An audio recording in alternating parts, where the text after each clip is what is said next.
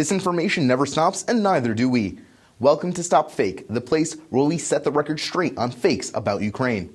I'm Romeo Kokriatsky, and this week we dissect the following fakes. First up, 1.7 million Ukrainians asked for asylum in Russia. Next, Ukrainians pass as gay or communist to gain asylum in Europe, as well as Ukrainians massively fleeing to Europe. Finally, Ukraine loses 50% of its GDP to sanctions against Russia. Let's get to the details. On February 7th, the official Twitter account of the Russian embassy in the United Kingdom tweeted the following two so-called facts. The first is that since 2014, 1.7 million Ukrainians have sought refugee status in Russia. And the second is that Ukrainians don't see Russia as an aggressor. However, it seems that the Russian embassy in the UK has trouble interpreting their own statistics. The official Russian Federal Statistics Service presents a different picture entirely regarding Ukrainian refugees. The 1.7 million mentioned in the embassy's tweet is the total number of Ukraine's internally displaced persons registered in Ukraine. The Statistics Service also reports that between 2014 and 2017, only 693,000 Ukrainians received refugee status in Russia, 1 million short of the 1.7 million quoted by the embassy. The Russian embassy's claim that Ukrainians don't see Russia as an aggressor is also a fake. According to a recent poll conducted by the reputable Razumkov Center, 72% of Ukrainians feel that Russia is an aggressor country and directly involved in the conflict in eastern Ukraine.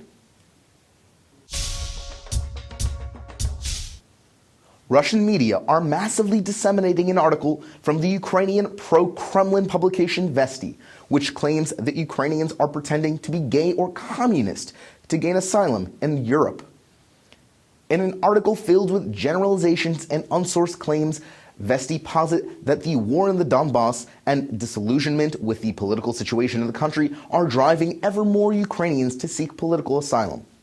Vesti does not support any of these claims with sources or examples, and goes even further, citing a certain Sergei, who claims that Ukrainians pretend to be gay or communist just to receive asylum in Europe. Claims that large numbers of Ukrainians are seeking asylum in Europe are simply false and without any foundation.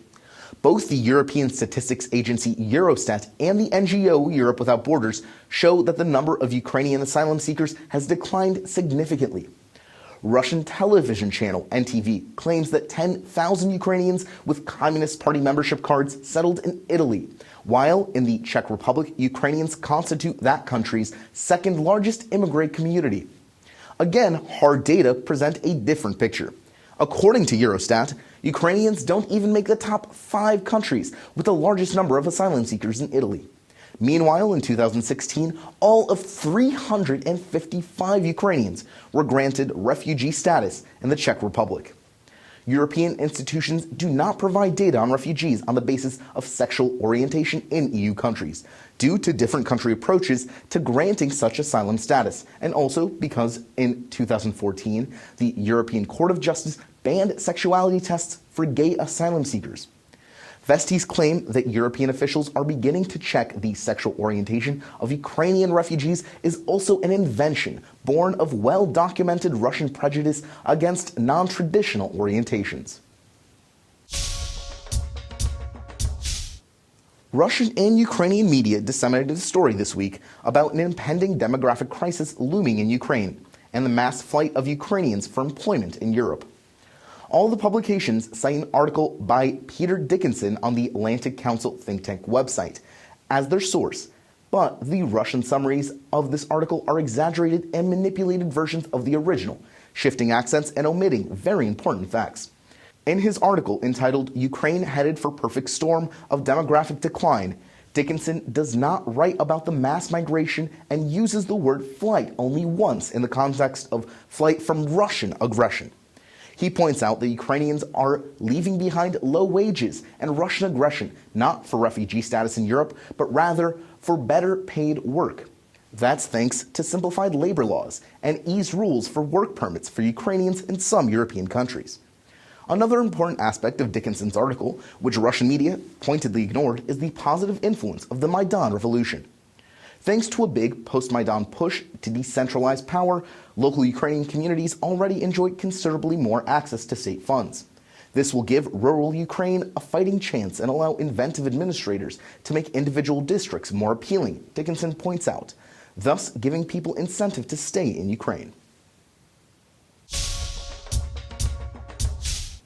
And finally, last week, scores of Russian media circulated a statement by a Ukrainian member of parliament who claimed that Ukraine allegedly lost half of its GDP because of Western sanctions against Russia. The fake story has its roots in a claim uttered by Ukrainian MP Yevhen Murayev on the News One television channel. Murayev, a former member of the disgraced Party of Regions of Ukraine's ousted President Viktor Yanukovych, is a staunchly pro-Russian politician and advocates the resumption of Ukraine's trade with Russia to its pre-war level.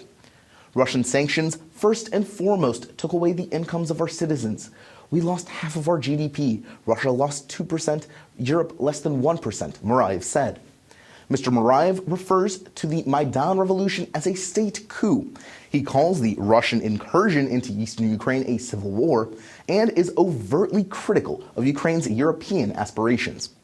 Murayev's take on the Ukrainian economy is just his inaccurate personal opinion. Russian media, however, present this opinion as fact, declaring that Ukraine recognizes its GDP has shrunk because of sanctions against Russia.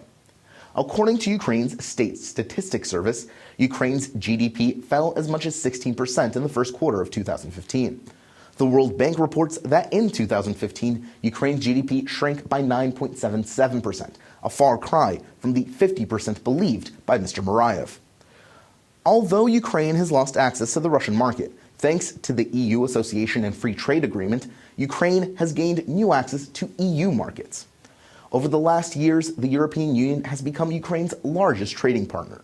In 2017, 40% of Ukrainian exports went to the EU, while 42% of its imports came from the EU.